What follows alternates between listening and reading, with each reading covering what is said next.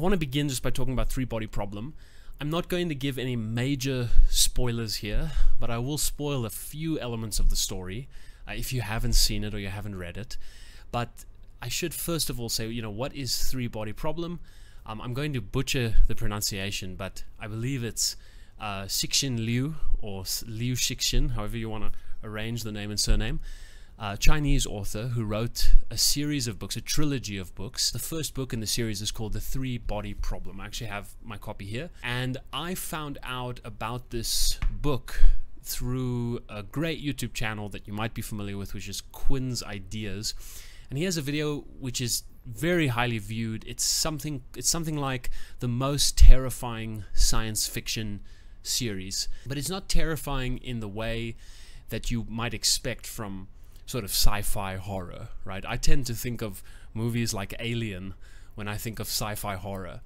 This is a different kind of terrifying. It's more existentially terrifying, which is what I kind of want to explore here. I found out about the book thanks to Quinn's Ideas, the channel, and then I found out not long after that they were actually turning this into a series. So Netflix was going to make a show, and it was going to be based on the books, and in contrast to it's being created by the same guys who created Game of Thrones. In contrast to Game of Thrones, they actually have the complete book series already, whereas with Game of Thrones, they didn't have the ending, and we all saw how that turned out, right?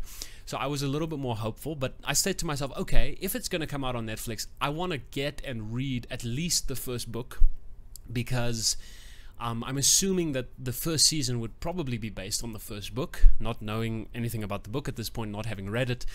And I would say I'm mostly correct. There are some ideas from the second book that aren't in the first book that you do hear about in the series, like wall faces. Overall, I thought it was amazing. I thought it was a really good season. I thought that the show started off really strong. How they managed to take a lot of the complicated, kind of lofty ideas, scientific ideas that you find in the book, and present that to the average viewer in a way that's still sort of comprehensible without ever losing that weirdness, because it is really weird. I mean, I was so happy when I saw that the Trisolarians, or the Santi in the show, I'm so happy that they dehydrate. It seems like such a weird thing, but I was really happy to see that. I'm really happy to see that they actually created the human calculator with the armies of people lifting up the flags, you know, all of those little things that you read and you think, how on earth would they ever actually show this in a show? And they managed to do it, and they did it well. And I hope that the following seasons can sort of continue that trend and gives me time to read. Why is this show so terrifying? Effectively, there's, at the core of the idea, there is a deep existential dread. This is the horror element that I experienced when I was reading it. This idea that we're not alone is so played out in so many ways, in so many movies. It's something we hear so often. It was surprising to me that a show could come along with, or I should say a book can come along with, essentially this premise that we're not alone, but really explaining and expanding upon what the repercussions of that would be for us as humans. You know, what that would really mean existentially to life on Earth, for the generations that are coming after us, for the meaning we assign to those generations, knowing that they are going to encounter something that is coming to Earth. So this is a minor spoiler, but there are aliens involved, but it's not, you know, the kind of alien movie or series you would expect. Basically, humanity, and I'm going to be vague here, but humanity reaches out by sending a signal into outer space, but it manages to amplify that signal. We get a response, but the response is not what you would expect. And when I read the book, it wasn't at all what I expected from this kind of genre. And essentially, we make contact, but we make contact with a pacifist who doesn't want war. And their response to our message is, do not reply. Do not reply. Please don't reply to this message, because I'm a pacifist from this other world, and if you reply, we will come and we will conquer you, and we will win. As this unfolds, we're actually, as humanity, being actively demotivated to the point where our whole progress as a civilization is halted so that we cannot advance. You cannot help but imagine what that situation would be like, and the result is immense worry and fear at an enemy that's greater, more advanced, more intelligent, that can see and hear everything we are doing, that is coming for us and is not even going to hit us, but is going to hit our generations when they eventually arrive. And the tension between finding out about them and them arriving is really where the magic happens, and the ways that humanity has to strategize to try and overcome this.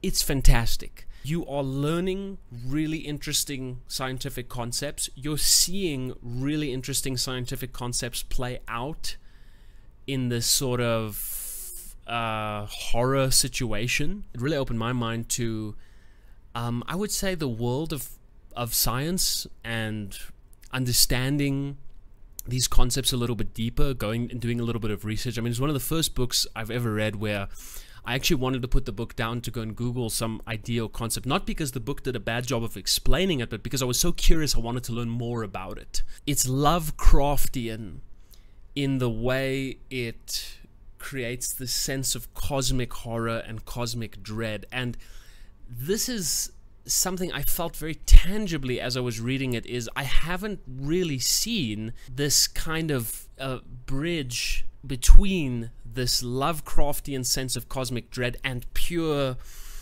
analytical science. That bridge was really well drawn in this book.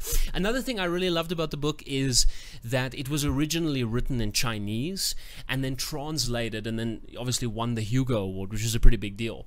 So for me, when I'm reading it, I'm not Chinese. I'm not thinking in the same grammatical structures as somebody who is Chinese and who's writing in Chinese.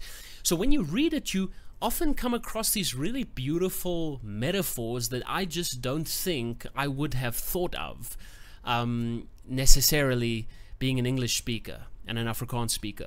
So let me give you some examples, right? So the author talks about a detective who can sort of feel the presence of the bombs in the building, and then he uses the metaphor of a magnet that can sort of feel the pull of the iron close by to it, right? And that's a really interesting metaphor that I've never heard or never read in English literature.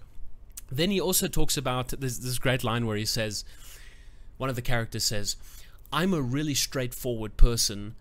If you look in my mouth, you can see out of my asshole." Now, maybe I'm reading into it. Maybe as an English speaker, somebody might have thought of that. But it just seemed to continually strike me that, yes, I am reading a translation, but that actually adds to the experience because it's so foreign in a wonderful way. So, Three-Body Problem, highly recommended. Fantastic book. And I think the series is good too, and I think it's worth watching. I think it's worth your time, and I really hope that it's renewed for a second season.